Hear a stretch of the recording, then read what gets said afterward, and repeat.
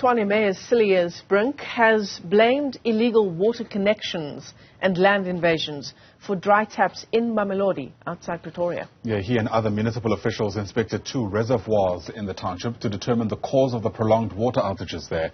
Newzroom Afrika's Zola Sholwana was there. Section in Mamelodi say they haven't had water for years. They are forced to carry buckets and bottles to access supply from water trucks. It's having a major impact on their lives. The challenges that we have with water, it's something that now is a pain on our neck. We cannot go conduct our day-to-day issues because of the lack of water.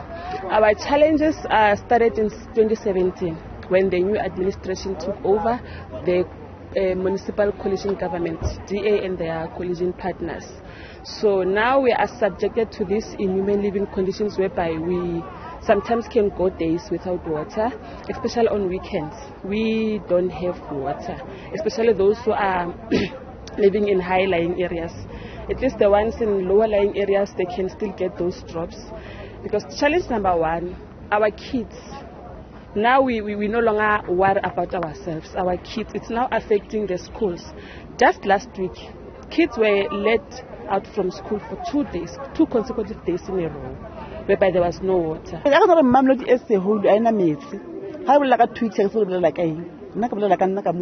From last year, 2 years back, and then Mamelodi as a whole totally because I get a little message. So I made a really miracle, Banana ile school. So as a mess because the Gueva Dilbang, Banaba, or no Mutukamajaraton, so how na mess, Mamelodi and a mess totally. Maspalar now is she fellow career. Tshwane Mayor Cilliers Brink believes they've identified the root cause of the problem.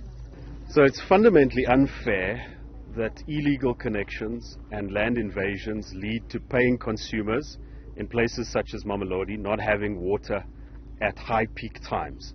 And that's in essence what it is. We didn't come here today to determine that. We came here today to determine the extent of the problem.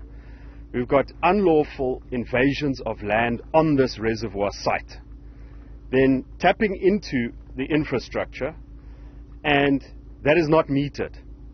So your water reservoirs levels then drop, everything destabilizes, especially during peak hours.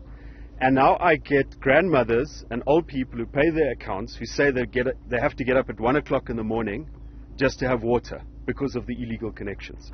That is fundamentally unfair. This is a law and order issue. Yes, the municipality has let this happen. We've all let this happen. Well, we want a perimeter fence here, COO, at least by the end of February. Now, unfortunately, if we were a business, we can do that. But government moves slowly, and we've got to go through all sorts of processes, but that is the priority for us.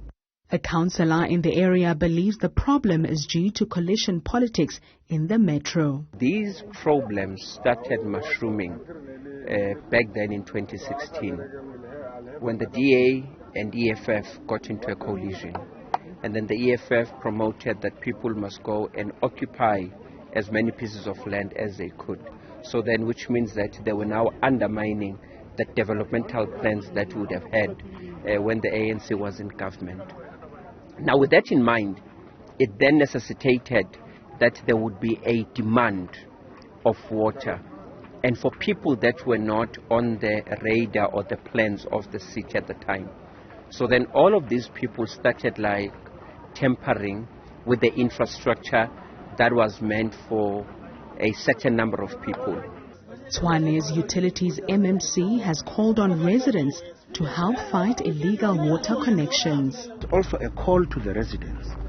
Not this land grabbing, it's now out of order. It is now affecting them directly. So it is high time residents start taking responsibility, especially of the land around them, to make sure that they're not occupied, because that occupation leads to illegal connections, theft, vandalism, etc. Brink has assured residents that a new reservoir will be built in Mamelodi to address the problem. This as residents call on the city to urgently address the issue. For Newzroom Afrika on Channel 405, I am Zola Sholwana in Mamelodi, outside Pretoria.